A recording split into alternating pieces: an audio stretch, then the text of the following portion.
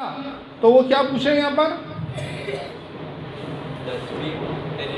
वर्ष, आप किस साल में 10वीं पास हुए हैं। अभी कौन सा साल चल रहा है, जो इसी साल पास हुए हैं। ये देखो ऐसे ऑप्शन आते हैं, ये 2022 क्लिक कर दीजिए सर, ये 2022 आ गया।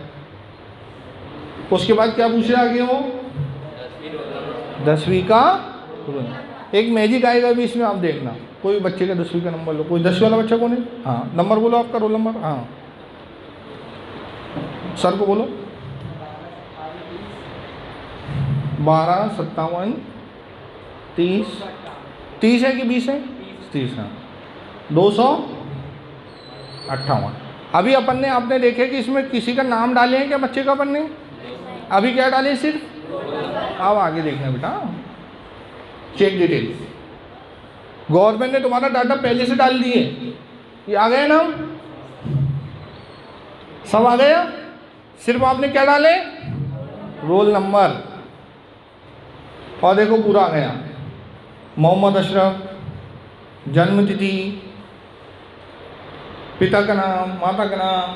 अब ये क्या बोल रहा है कंप्यूटर कि ये चेक करो, क्या बोल रहे हैं, चेक करो जो हमने डाटा आपको दिए हैं सही है कि नहीं, चेक करो। तो अपन चेक कर रहे हैं। अब यहाँ पर आपने कोई रोल नंबर दिए थे इनको, या आपके नंबर दिए थे कि मेरे को इतने मिले, कुछ दिए थे, सब आ गए यहाँ।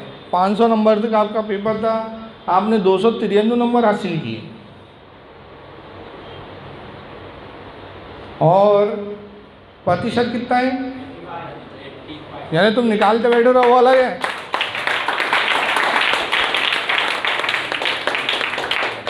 यहाँ पर आपको निकालने की भी जरूरत नहीं है, नहीं तो तुम जो तो बैठते हो। सबसे पहले सवाल ये पैदा होगा कि कैसे निकालूं, परसेंटेज किस चीज़ को निकालते आता है, 1 2 3 4 5 6 7 8, चलो अच्छा है, बढ़िया है, गुड। अब निकालने का भी टेंशन नहीं है यहाँ, जिनको नहीं आता उनके लिए, जिनको आता है उनके लिए तो अच्छी बात है ना। तो यहाँ परसेंटेज भी दे दे रहे हैं और विषय भी दे दे रहे हैं कि आपने कौन कौन से सब्जेक्ट इसके अंदर लिए हैं। अब नीचे दे रहे हैं verify details and proceed. Sir ये इधर घूम गए जरा,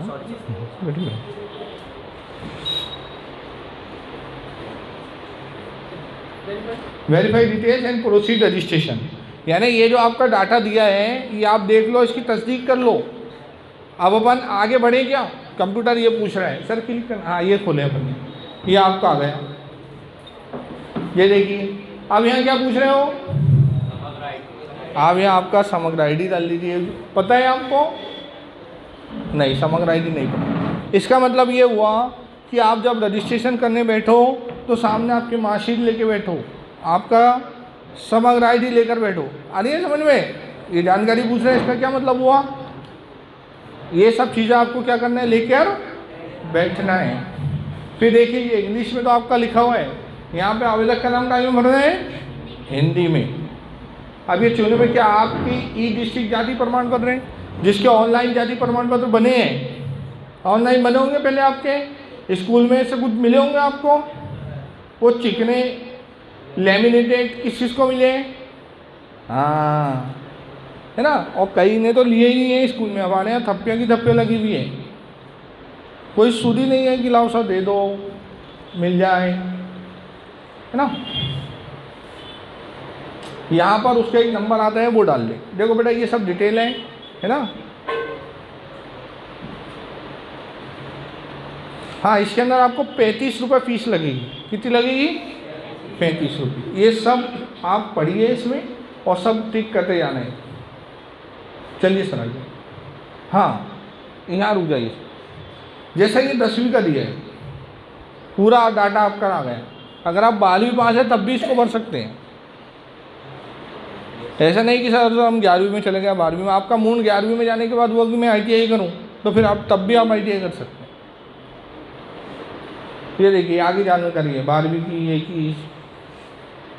हाँ फिर देखो यहाँ ग्रामीण क्षेत्र शहरी क्षेत्र, जो अपनी बात अभी GNV में चल रही थी, है ना। आप जिस इलाके के हैं वो इलाका यहाँ डिफाइन कर दीजिए, अगर उसका कोई रिजर्वेशन होगा तो वो आपको उसका मिल जाएगा। ये आपकी पूरी डिटेल, मकान नंबर, गली नंबर, ग्रामीण क्षेत्र। ये जो मकान नंबर और गली है ना, गली ये मार्ग दरअसल गिनती में आता है। आपके मम्मी पापा का जो वोटर आईडी कार्ड है ना, या आपका आधार कार्ड है, उसमें ये मेंशन रहता है, उसमें से आप इसको भर सकते हैं। विधानसभा, ब्लॉक, ये सब चीज़ें हैं। फिर आखिरी पे वो आपसे प्रमाणीकरण लेता है कि आपने जो ऊपर जानकारी भरी है वो पूरी सही है कि नहीं। आपकी जिम्मेदारी रहेगी, अगर गलत रहेगी तो यहाँ टिक करना पड़ता है आपको कि हाँ मैंने सब पढ़ लिया, ये 2 लाइनें लिखी है। फिर ये आप ये डालते हैं, सबमिट करते हैं, फिर अगला खुलता है आप। ये आपका रजिस्ट्रेशन हो गया। इसके बाद जो नंबर आपने यहाँ मोबाइल नंबर सबमिट कराए हैं, 2 मोबाइल नंबर डालना है और दोनों सेम नहीं होना चाहिए। जैसा एक पापा का है तो एक बड़े भाई साहब का होना चाहिए, है ना। दोनों नंबर अलग अलग होना चाहिए, नहीं तो वो लेता नहीं है ना। जैसे ही आप सबमिट करेंगे, आपको इसके बाद वो पेमेंट करने का कहेगा कंप्यूटर। तो ये पेमेंट आप आपके क्रेडिट कार्ड से भी कर सकते हैं या डेबिट कार्ड से भी कर सकते हैं। ज़्यादातर तो सभी के पास डेबिट कार्ड होता है। और डेबिट कार्ड और क्रेडिट कार्ड में फ़र्क समझते हैं आपको? नहीं समझता है।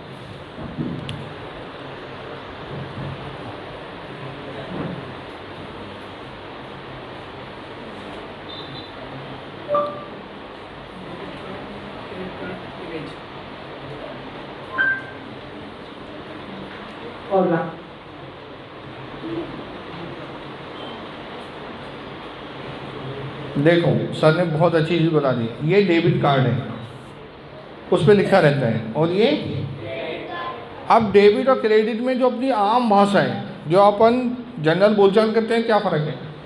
डेबिट कार्ड का मतलब ये होता है कि आपके खाते में बैलेंस है। क्या है? बैलेंस है आपके खाते में, और आपने कार्ड डाले और नोट निकाले, सिंपल भाषा। और क्रेडिट का मतलब होता है कि आपके खाते में बैलेंस है ही नहीं, फिर भी पैसा निकलता है। तो ये क्या होता है? क्रेडिट कार्ड होता है। क्या होता है? वो क्रेडिट कार्ड बैंक हाथ के साथ आपको उधार दे देती है। जैसे आपने कहीं शॉप पर गए, किसी मॉल में गए, किसी मर्चेंट के यहाँ गए, और उसके यहाँ एक मशीन रखी रहती है और कार्ड स्वीप करने की देखे हो आप लोगों ने? हाँ, वो स्वीप करते हो तो उसी वक्त बैंक आपको उतना पैसा उधार दे देता है, यानी आपके खाते में पैसा नहीं है। पहले क्रेडिट कार्ड बनाना पड़ता है बैंक में जाकर, है ना। और ये एटीएम, अपन इसको एटीएम बोलते हैं ना, तो एटीएम मान लो क्या है? डेबिट कार्ड है। अपन उसी डेबिट कार्ड को क्रेडिट कार्ड बोलते हैं कई लोग, क्योंकि उनको मालूमात नहीं है। मैं भी पहले ऐसे ही समझता था कि डेबिट क्रेडिट। मैं भी सोचता रहता था क्या चक्कर है यार, ये कार्ड है बैंक का, बस डालना है और पैसे निकालना है ना। तो ये बेसिक डिफरेंस है।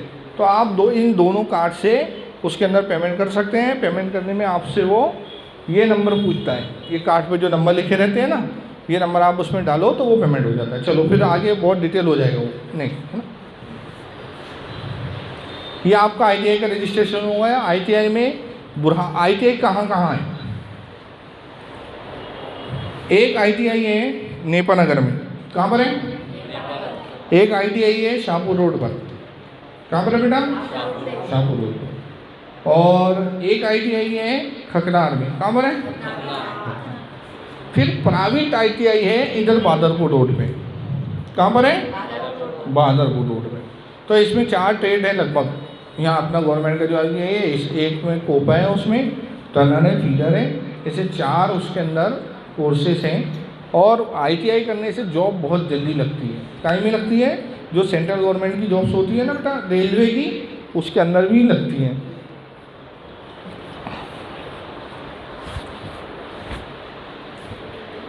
और आता है फिर पॉलिटेक्निक। अभी पॉलिटेक्निक का रजिस्ट्रेशन शुरू नहीं हुआ है।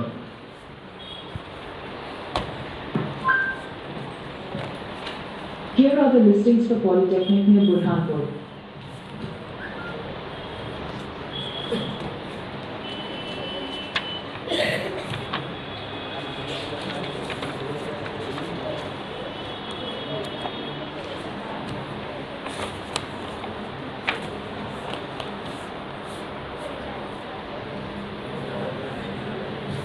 पिछले सालों में पॉलिटेक्निक में एडमिशन के लिए एक एग्ज़ाम होता था। क्या होता था? एग्ज़ाम होता था। उस एग्ज़ाम में सिलेक्ट होते थे तो पॉलिटेक्निक में दाखला होता था, नहीं तो नहीं होता था। अपॉर्चुनिटी ये है, अच्छा मौका ये है कि इस बार वो इम्तिहान नहीं हो रहा है, वो इम्तिहान नहीं हो रहा है। डायरेक्ट आपकी जो मार्कशीट है 10वीं की, उसके बेस पे आपका दाखला हो जाएगा। तो ये बहुत अच्छा आपको चांस है। अब इसके अंदर जो कोर्सेज हैं, फैशन टेक्नोलॉजी है। क्या है?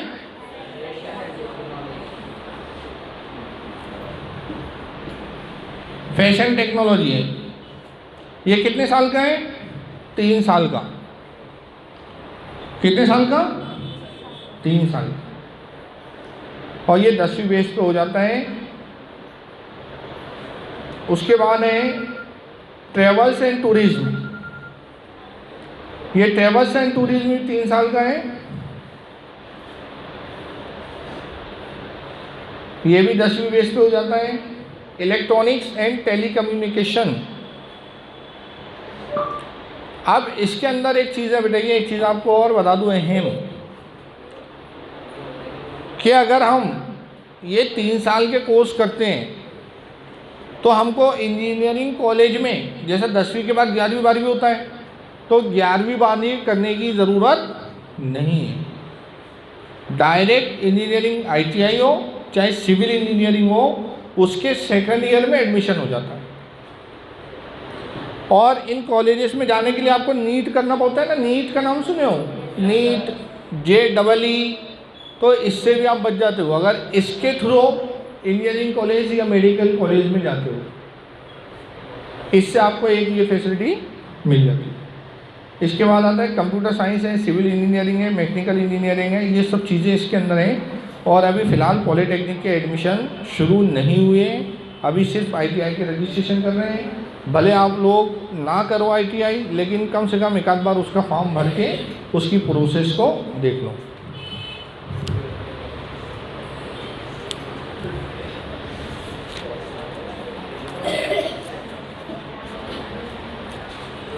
और इसके अंदर एक बहुत अच्छी चीज़ है बेटा सर, नहीं होगा टाइम एकदम।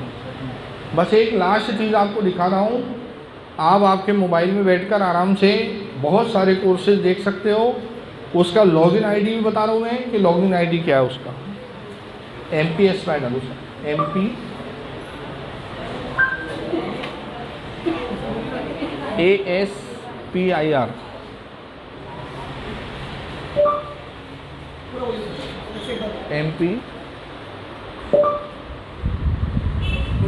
MPASPIR।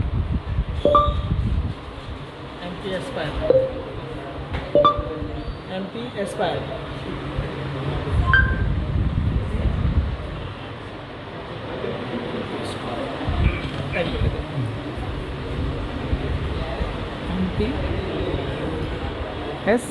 ASPIR। हाँ ये टोटल हाँ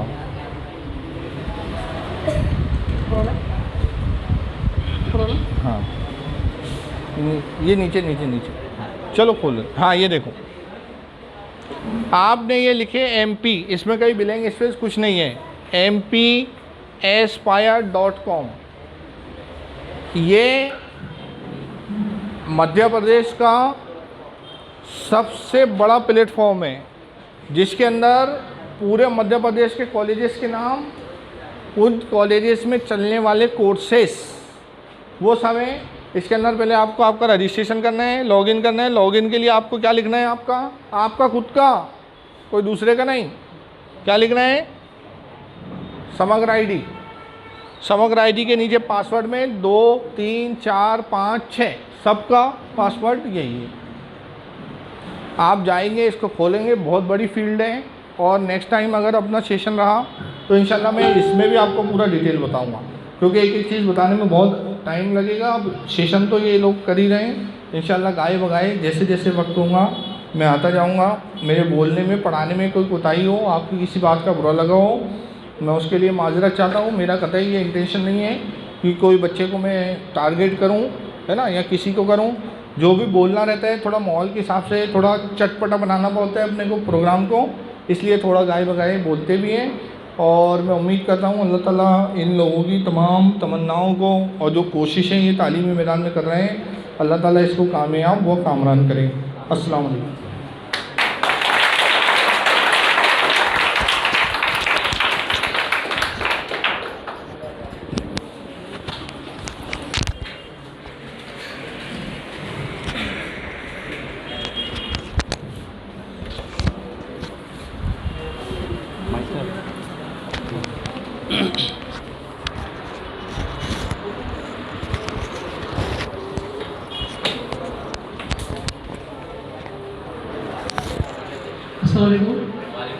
कैसा लगा आप लोगों को?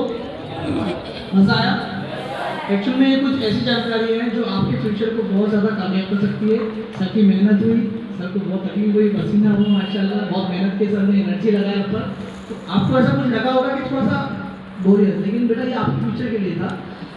सेशन थोड़ा लंबा हो गया, अगर आप और बैठना चाहते हो तो एक बच्ची ने माशाल्लाह बहुत अच्छी तैयारी की है सर हिजाब पर। अगर आप लोगों के पास टाइम हो तो 10 मिनट का सेशन कर लेते हैं। आप लोग बताइए।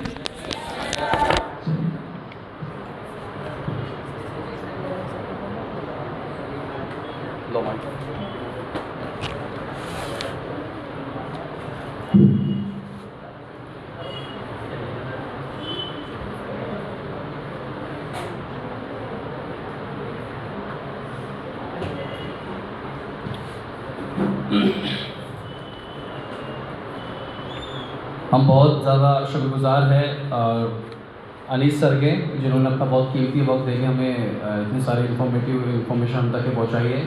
और हमारी दुआ है कि अल्लाह उनको हमेशा ऐसे आबाद रखे, तंदुरुस्त रखे, सेहतयाब रखे। और एक बार मैं चाहूँगा कि ज़ोरदार उनके लिए वापस से तालियां हो जाए।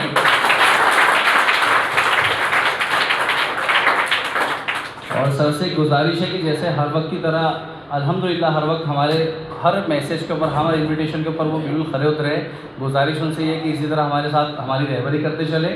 हमें बहुत ज़्यादा रहबरी की ज़रूरत है और ये हमारे लिए बड़ी प्लेजर की, बसारत की और हमारे लिए बड़े शर्फ की बात है कि ऐसी मौजूद शख्सियत हमारे बीच में अल्हम्दुलिल्लाह मौजूद है।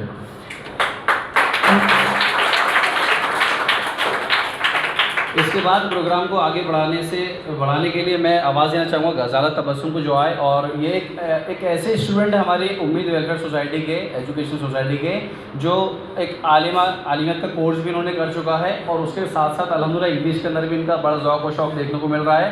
इसी तरह से चूँकि वो इस प्रोफेशन से बिलोंग करती है, इसलिए उन्होंने कुछ स्टडी कर रखी है गज़ल अपनी हिजाब के ऊपर। क्योंकि हम लोग जानते हैं कि जो करंट सिनेरियो जो चल रहा है ऑल ओवर इंडिया के अंदर, तो उसको लेकर बहुत ज़रूरी है कि इस चीज़ की अवेयरनेस स्प्रेड की जाए, लोगों तक ये सारी बातें मालूम पड़नी चाहिए। तो उसके लिए मैं उनको आवाज़ मुअद्दिबाना गुजारिश करूँगी कि वाइस स्टेज के ऊपर और अपने जो आपने स्पीच तैयार कर रखी है उससे हम इंतजार करें। बहुत ज़्यादा तबस्सुम